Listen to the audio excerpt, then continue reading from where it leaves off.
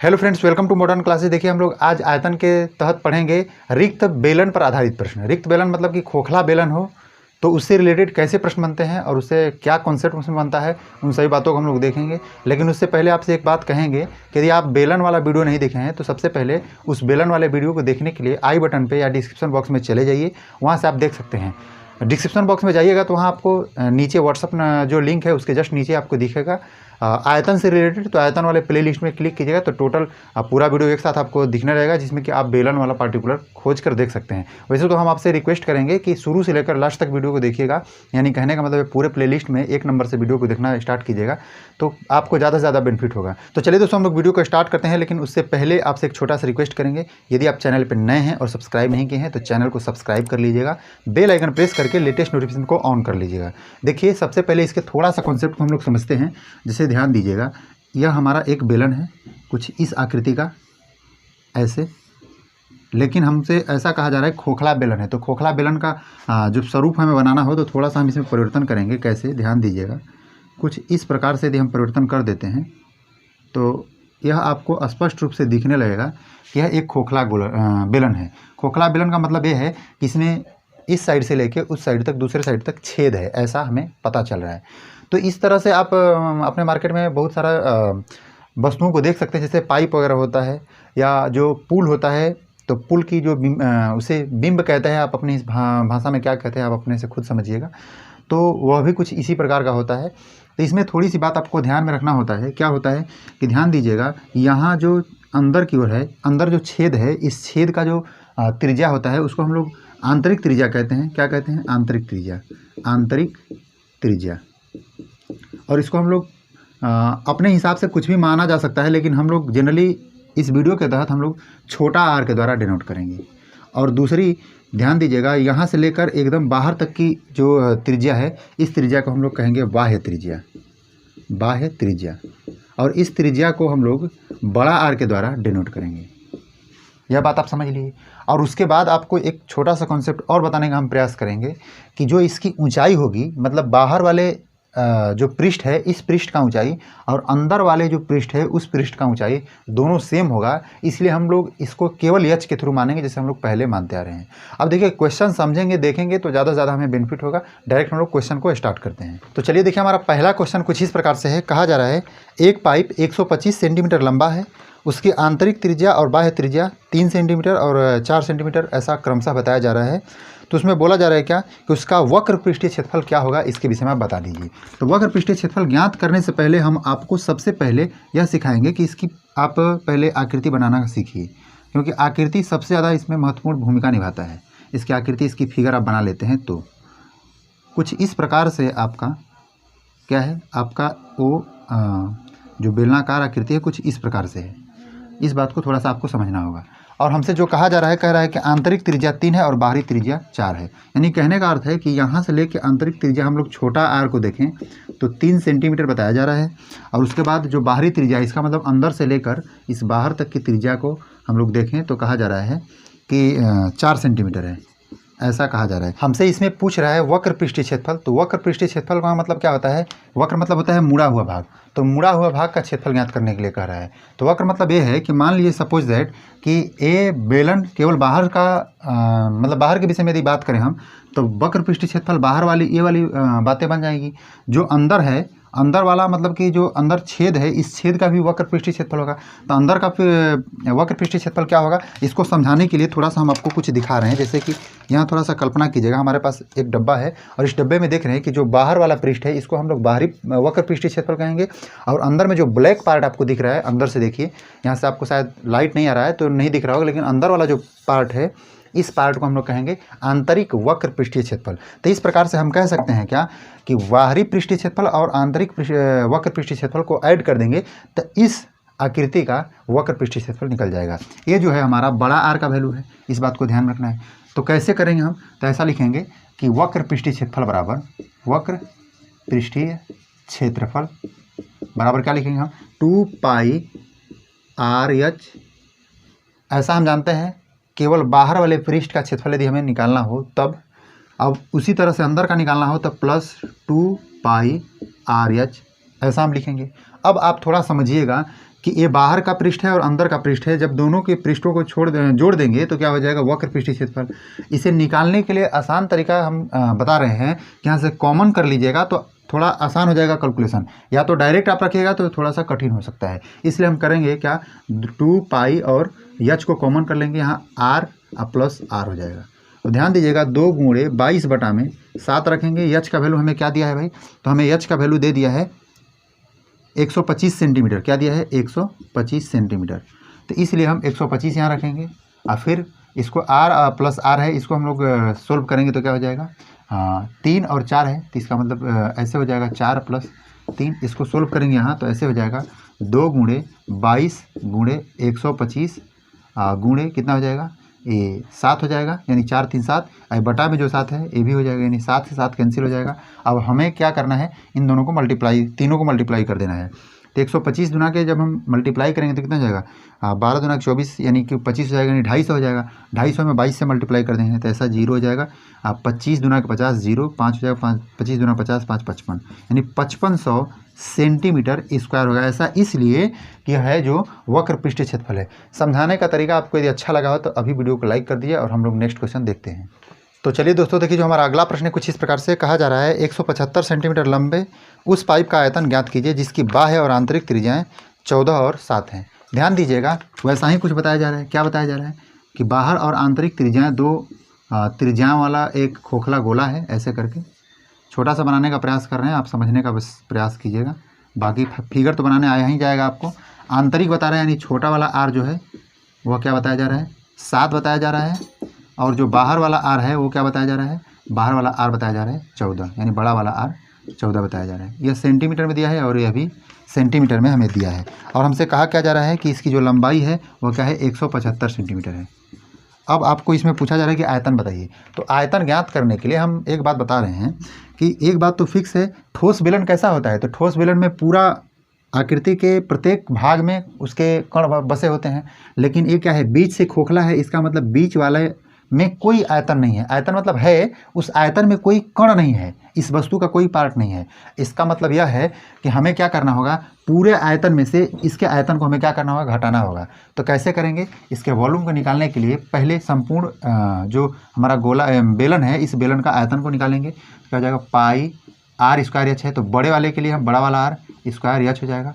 अब प्लस अंदर वाले के लिए क्या होगा, पाई आर स्क्वायर एच होगा। माफ़ कीजिएगा, माइनस होगा क्योंकि हम घटाने के विषय में बात कर रहे हैं। बाहर वाले संपूर्ण आयतन में से अंदर वाले का जो छोटा वाला है उसकी आयतन को घटा लेंगे, बात बन जाएगी। यहाँ से हम कॉमन कर लेते हैं तो अच्छा होगा, पाई और एच को कॉमन कर लीजिए, यहाँ आर का स्क्वायर माइनस छोटे आर के स्क्वायर। बहुत जगह पे आप ये देखेंगे कि यही आपको डायरेक्ट ऐसा मिल रहा है कि मतलब खोखले गोले का यदि आयतन ज्ञात करना हो तो बाहरी और आंतरिक त्रिज्या को और ऊंचाई को रख के डायरेक्ट निकाल सकते हैं, लेकिन कॉन्सेप्ट समझना ज़्यादा जरूरी है, इसलिए मैं बार बार इस चीज़ को बताता हूँ। 3-4 बार इस बातों को कर लीजिएगा तो आपको भी ये वाला फॉर्मूला डायरेक्ट याद हो जाएगा। देखिए 22 बटा में क्या है, 7, और उसके बाद 175 है, और फिर आर का स्क्वायर मतलब 14 का स्क्वायर, 7 का स्क्वायर मतलब कि ऐसे हो जाएगा छोटे वाले आर का स्क्वायर। ऐसे देखिए हम कटाएंगे तो कटेगा क्या, तो 7 दुना के 14 3 17, हाँ 7 दुना के 14 और 3 हो जाएगा यहाँ से, 7 5 35। इसको डायरेक्ट हम लोग मल्टीप्लाई करते हैं, 25 दुना 50 0, और 25 दुना 50 50, और 5 कितना हो जाएगा 55। यहाँ तक क्लियर है। और उसके बाद इसका भी हम लोग मल्टीप्लाई करके घटा लेते हैं एक बार डायरेक्ट, यानी कि 14 का स्क्वायर करेंगे तो कितना हो जाएगा 196, और 7 का स्क्वायर केवल 49। अब हम लोग माइनस करेंगे तो क्या होगा भाई, तो 550 गुणे इसमें से माइनस करेंगे तो मान लीजिए 50 घटा लेते हैं हम लोग तो कितना बचेगा 46, यानी कि 47, यानी 100 कितना हो जाएगा 47, 147। अब देखिए हम लोग इसको मल्टीप्लाई कर लेंगे तो बात हमारी बन जाएगी। कैसे करेंगे ध्यान समझिएगा। करने के लिए वही काम कीजिए कि 0 को मत मानिए और डायरेक्ट 5 से केवल कीजिए। तो 5 7 35, और 5 4 के 20 3 23, 5 के 5 2 7, ऐसे कीजिए। 5 7 35, 5 और 3, और 5 4 के 20 3 23, और 2 5 के 5, ऐसे करके फिर से 735 लिख लीजिए और उसे ऐड कर दीजिए। 5 और 5 3 8, 7 3 10 0 और 1 8। यहाँ एक 0 है यहाँ एक्स्ट्रा, इस 0 को हम लोग यहाँ फिर से बैठा लेंगे, यानी 8850 सेंटीमीटर क्यूब होगा, क्योंकि यह जो हम लोग निकाल रहे हैं वह क्या है, आयतन है। तो आपको इस बात को ध्यान रखना होगा, जब खोखला हो तो पूरे आयतन में से अंदर वाले के आयतन को घटाना होगा। चलिए हम लोग नेक्स्ट क्वेश्चन देखते हैं। तो चलिए दोस्तों, देखिए जो हमारा अगला क्वेश्चन है थोड़ा सा कुछ कठिन है, लेकिन आपको ध्यान समझने की ज़रूरत है।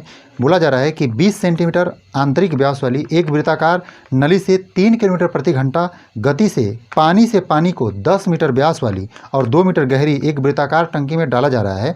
तदनुसार उस टंकी को पूरा भरने में कितना समय लगेगा? थोड़ा सा आपको समझने की ज़रूरत है। क्या कहा जा रहा है, सबसे पहले ऐसा समझ लीजिएगा कि एक कुछ टंकी इस प्रकार से है ऐसे, और इस टंकी में दूसरे एक नल के द्वारा ऐसे पानी डाला जा रहा है, और वो नल कैसा है, वो भी एक ऐसा ही मान लीजिए ऐसे कुछ करके है।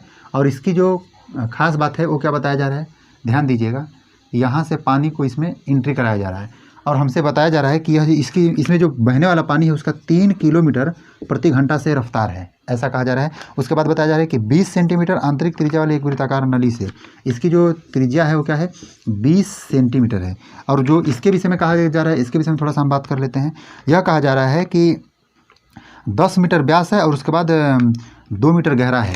ये क्या है, 2 मीटर गहरा है, और इसकी जो व्यास है यानी ये वाला व्यास, पूरा व्यास क्या है, 10 मीटर है, ऐसा ही हमें बताया जा रहा है। 10 मीटर का है तो इसका मतलब हम आर बराबर यहीं लिख देते हैं, आर बराबर 5 मीटर होगा, क्योंकि जो ये है आपका क्या है, डी है, यह डी का वैल्यू दिया है, मतलब व्यास दिया है, इसलिए हम कह सकते हैं कि वो जो होगा हमारा वो त्रिज्या होगा आधा। अब थोड़ा समझने का प्रयास कीजिएगा, इसमें से पानी इसमें जा रहा है तो यह बात तो फिक्स है कि यहाँ से जाने वाले पानी का आयतन और इसमें भरने के बाद पानी का आयतन दोनों सेम होगा। बस इसी बात को ध्यान में रखना होगा। ध्यान दीजिए, हम क्या कहना चाहते हैं, इसके लिए हम भी लिख रहे हैं और इसके लिए छोटा भी लिख रहे हैं ऐसे। तब इसका आयतन और इसका दोनों का आयतन सेम होगा, तो इस पीरियड में हम ऐसा कह सकते हैं कि इसके लिए हम जो आर है, इस आर को ऐसा मान ले रहे हैं, आर मान ले रहे हैं, और इधर हम लोग मान ले रहे हैं बड़ा आर। तो थोड़ा बेहतर होगा क्योंकि यह बड़ा हमें दिखने में लग रहा है, और इसके व्यास को बड़ा डी द्वारा मान रहे हैं। तो इसका जो आयतन होगा ऐसा हम कह सकते हैं कि पाई आर स्क्वायर एच, यानी पाई छोटा आर का स्क्वायर और एच। हमको पता नहीं है कि कितनी लंबाई यानी कितनी दूरी की लंबाई वाली पानी इसमें जा रही है, ऐसा हमें पता नहीं है, हम ज्ञात करने का प्रयास करेंगे। अब देखिए, उसके बाद इसका यदि हम देखें तो क्या हो जाएगा, पाई आर स्क्वायर एच होगा। तो इसके लिए जो एच होगा, हम इस एच को हम लोग बड़ा एच मान ले रहे हैं, समझने का प्रयास कीजिएगा, इसलिए हम इस यहाँ से चेंज करके ऐसा लिख दे रहे हैं, कोई दिक्कत नहीं है। अब आप बताइए कि आर का वैल्यू तो हमें पता है, हमें बस यह नहीं पता है कि कितने दूरी का पानी इसमें एंट्री कर रहा है, बस हमें यही ज्ञात करना है। सबसे पहले ये बात हम ज्ञात करेंगे। पाई से पाई को कैंसिल कर सकते हैं, आर का वैल्यू 20 सेंटीमीटर दिया है, तो इसलिए हम 20 सेंटीमीटर लिख के इसको हम लोग मीटर में कन्वर्ट कर ले रहे हैं। सेंटीमीटर को मीटर में कन्वर्ट करने के लिए क्या करते हैं, हम 100 से डिवाइड करते हैं, तो 100 से हम लोग ऐसे डिवाइड कर देंगे, इसका स्क्वायर कर देंगे। एच हमें पता नहीं है, और इसके लिए देखिए यहाँ दिया है 5, तो 5 का स्क्वायर कर देंगे, एच क्या दिया है 2, ऐसा हम कर देंगे। अब देखिए, उसके बाद हम इसको सोल्व करेंगे तो 20 5 100 यानी 1/5 जाएगा, यानी 1/25 गुणे एच बराबर क्या हो जाएगा, 25 गुणे 2। यानी हम ऐसा कर सकते हैं कि एच बराबर केवल हमें लिखना हो, यानी इसकी कितनी लंबाई यानी कितनी दूरी की जो पानी है उसमें एंट्री कराया गया है, इस चीज़ को ज्ञात करने के लिए एच बराबर डायरेक्ट मल्टीप्लाई करेंगे तो 625 में 25 से गुणा करेंगे 625, 2 से गुणा कर देंगे तो 625 यानी कि 1250 हो जाएगा। टोटल कितना हो जाएगा, डायरेक्ट 1250 मीटर हो जाएगा, क्योंकि ये सभी बातें हमें मीटर में देखने के लिए मिल रही है। तो अब आप थोड़ा सा ये बात विचार कीजिएगा, यदि जो ऊंचाई मिला है, ऊंचाई मतलब कि इस पाइप में भरे पानी की लंबाई हमें बताया जा रहा है, मतलब उतना दूर का पानी इसमें एंट्री कराया जा रहा है। अच्छा ये बताइए कि 3 किलोमीटर प्रति घंटा के रफ्तार से कोई जो आपका पानी है चल रहा है, तो 1250 मीटर में कितना पानी चलेगा, इस विषय में मतलब कितना समय लगेगा इतना पानी को चलने में। तब इसको हम लोग कैसे ज्ञात करेंगे, ध्यान समझिएगा। ये जो है आपका चाल, इस चाल को मीटर प्रति सेकंड में कन्वर्ट कीजिए। कैसे कीजिएगा, तो 3 गुणे 5/18 से 3 छक्के 18 यानी कि 5/6 मीटर प्रति सेकेंड इसका रफ्तार हो जाएगा। अब हम यह कह रहे हैं इतनी दूरी को इस रफ्तार से चलने में कितना समय लगेगा, तो आपको पता है कि स्पीड बराबर क्या होता है, यानी चाल बराबर दूरी बटा में समय होता है, यानी टाइम। और यदि हमें ज्ञात करना हो, समय ज्ञात करना हो, तो समय के लिए टी बराबर क्या लिखेंगे, डिस्टेंस बाई स्पीड। यदि आप स्पीड, डिस्टेंस और टाइम का जो वीडियो बनाया गया है उसको नहीं देखे हैं, उस चैप्टर को प्ले लिस्ट में जाकर देखिए, वहाँ से जो बच्चे देख रहे हैं वहाँ बहुत अच्छा रिस्पांस मिल रहा है, आपको भी उससे फ़ायदा होगा। ध्यान दीजिएगा, इसको जब हम ज्ञात करेंगे इसका मतलब 1250 हमारा क्या है, दूरी है। इस दूरी को किस चाल से चला जा रहा है, 5/6 से। इसका मतलब 5/6 लिखेंगे तो 6 को हमें मल्टीप्लाई करना पड़ेगा ऊपर, और इसको हम लोग ऐसे काट देते हैं। तो देखिए 5 से करेंगे तो 5 दूना के 10, यहाँ से 2, 5 5 25, और क्या हो जाएगा 0।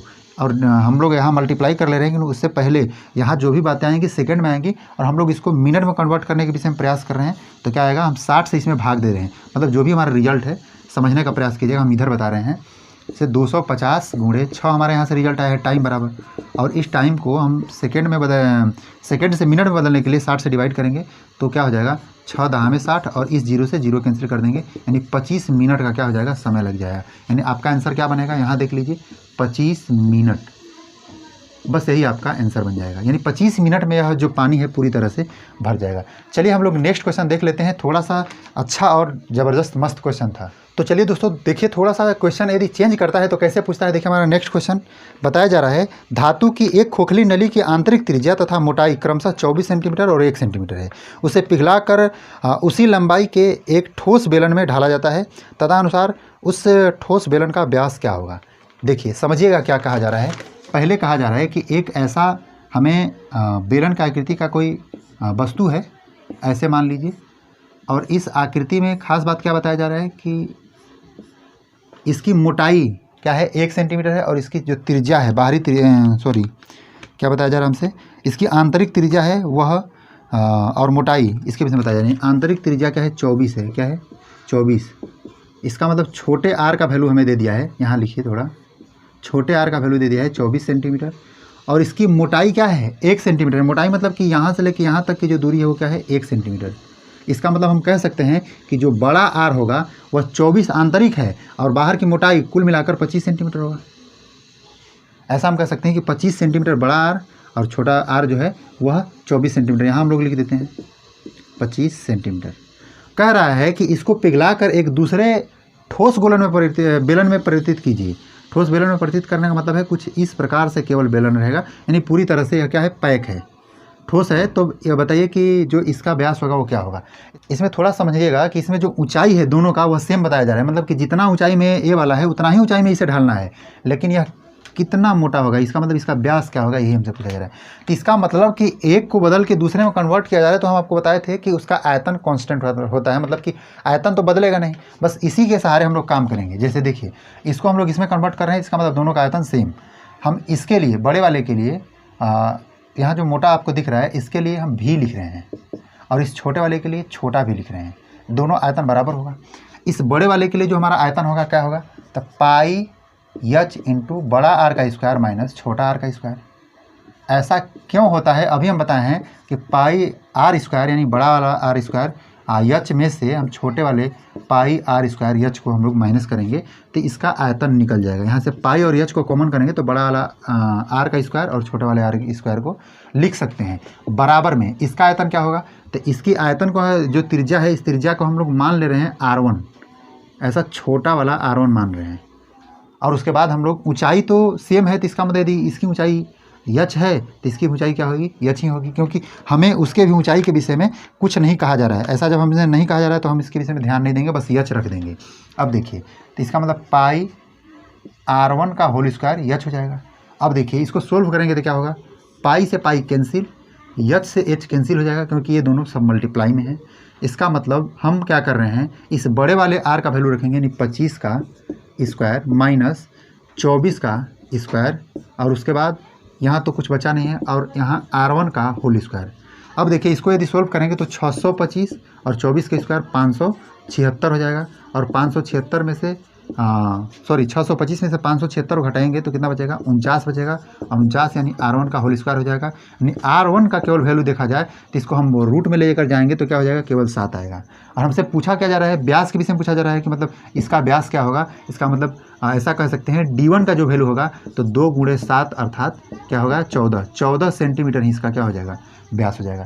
आशा करते हैं कि इस बात को समझे होंगे। चलिए हम लोग नेक्स्ट क्वेश्चन देखते हैं। तो चलिए दोस्तों देखिए जो हमारा अगला प्रश्न है कुछ इस प्रकार से कहा जा रहा है, एक धातु की एक पाइप 21 सेंटीमीटर लंबी है और उसकी जो व्यास है वह 8 सेंटीमीटर है, और कहा जा रहा है यदि पाइप की मोटाई 1 सेंटीमीटर है और जो धातु है उसका भार 8 ग्राम प्रति सेंटीमीटर क्यूब हो तो पाइप का भार किलोग्राम में बताइए क्या होगा। ध्यान से देखिएगा, जो बताया जा रहा है इसके विषय में थोड़ा सा लिख लेते हैं। यह क्या है, 21 सेंटीमीटर लंबा है, ऐसा हमें बताया जा रहा है। और उसके बाद जो हमें व्यास बताया जा रहा है, इसका व्यास है वो 8 सेंटीमीटर ऐसा बताया जा रहा है। इसका व्यास क्या है टोटल यहाँ से लेकर यहाँ तक, यानी डी कह सकते हैं, वह क्या है 8 सेंटीमीटर। उसके बाद क्या बताया जा रहा है, यदि पाइप की मोटाई 1 सेंटीमीटर है, यानी ए वाला जो भाग है यहाँ से लेकर यहाँ तक की भाग है क्या है 1 सेंटीमीटर है, तब हमसे कहा जा रहा है कि जो इसके बाद एक बात और बताया जा रहा है कि इसमें 8 ग्राम प्रति मीटर सेंटीमीटर क्यूब ऐसा बताया जा रहा है, और किलोग्राम में हमसे भार पूछ रहा है। आप थोड़ा समझने का प्रयास कीजिएगा। यहाँ से छोटा और बड़ा आर पहले लिखिए। छोटा आर क्या होगा, तो पहले बड़ा आर लिखिए। पूरा बड़ा आर जो है वह यदि व्यास 8 है तो बड़ा आर जो होगा हमारा क्या होगा 4 होगा, 4 सेंटीमीटर। छोटा वाला आर के लिए हम बात करें यदि, तो ध्यान दीजिएगा 1 सेंटीमीटर यदि इसकी मोटाई है तो पूरा यहाँ से लेकर यहाँ तक 4 है, मतलब बड़ा आर 4 है, तो छोटा वाला आर ज्ञात करने के लिए इस 1 सेंटीमीटर को माइनस कर देंगे तो यहाँ से हमारा 3 सेंटीमीटर आ जाएगा। अब हम ऐसा कह रहे हैं कि हमसे कह रहा है कि 8 ग्राम प्रति सेंटीमीटर क्यूब, यानी 1 सेंटीमीटर क्यूब को हम लोग 8 ग्राम कह सकते हैं। तो पूरे इसके आयतन को हम कितना सेंटीमीटर क्यूब कितना ग्राम कह सकते हैं या कितना किलोग्राम कह सकते हैं, इसी को पूछा जा रहा है। इसका मतलब इसका हमें आयतन ज्ञात करना होगा। आयतन ज्ञात करने के लिए क्या हम ऐसा कर सकते हैं कि पाई और एच इंटू आर का स्क्वायर माइनस छोटा वाला आर का स्क्वायर। पाई का मतलब 22/7 और एच का मतलब क्या 21, और आर का स्क्वायर मतलब कि ए बड़ा वाला आर यानी 4 का स्क्वायर माइनस 3 का स्क्वायर। इसका मतलब कि 7 तिरिक के 21, 3 दूना के 6 और 3 दूना कितना हो जाएगा 6। उसके बाद 4 चौके 16 और 3 तिरिक के 9। 16 में से 9 को हटाएंगे तो 9 7 16 यानी 7 हमें बचेगा, और 7 से डायरेक्ट मल्टीप्लाई कर देना ऐसे करके। देखिए 7 6 42 2 और 7 6 42 42 4 कितना हो जाएगा 46, यानी कि 462 सेंटीमीटर क्यूब हमारा इसका आयतन आ गया। और हमसे क्या कह रहा है कि 1 सेंटीमीटर क्यूब को हम लोग 8 ग्राम कहते हैं, तो 462 सेंटीमीटर क्यूब को क्या कहेंगे हम, तो 8 गुणे 462 ऐसा कह सकते हैं, 462 ग्राम कह सकते हैं। लेकिन हमें किलोग्राम में आंसर पूछ रहा है, तो किलोग्राम में बदलने के लिए, ग्राम को किलोग्राम बदलने के लिए क्या करते हैं हम लोग 1000 से भाग देते हैं। तो हमें 1000 से भाग देकर किलोग्राम बदल सकते हैं। हम इसको कटाने का प्रयास नहीं करें, कटाने से हमें प्रॉब्लम होगा। उससे बेहतर है कि हम इसको मल्टीप्लाई कर दें। 8 दूना के 16, 1 8 से 48 से 49, 4 8 चौके 32, 32 4 कितना हो जाएगा 36। अब बटा में क्या हो जाएगा 1000, और 1000 का मतलब हम यदि दशमलव बैठाएँ तो क्या हो जाएगा 3 अंक से पहले, यानी कि इतना केजी हो जाएगा। क्या आंसर बनेगा, ध्यान दीजिएगा, यहाँ लिख रहे हैं 3.696 केजी इसका आयतन बनेगा, मतलब इस वस्तु का आयतन बनेगा। आशा करते हैं कि इस वीडियो के माध्यम से हम जो भी कुछ आपको बताने का प्रयास किए हैं आप समझ पाए होंगे। यदि ऐसा है तो आप हमारे वीडियो को लाइक कर दीजिए, दोस्तों के साथ शेयर कर दीजिए। बस आज के लिए हम लोग इतना ही रहने देते हैं, मिलते हैं नेक्स्ट वीडियो में, तब तक के लिए आपका धन्यवाद।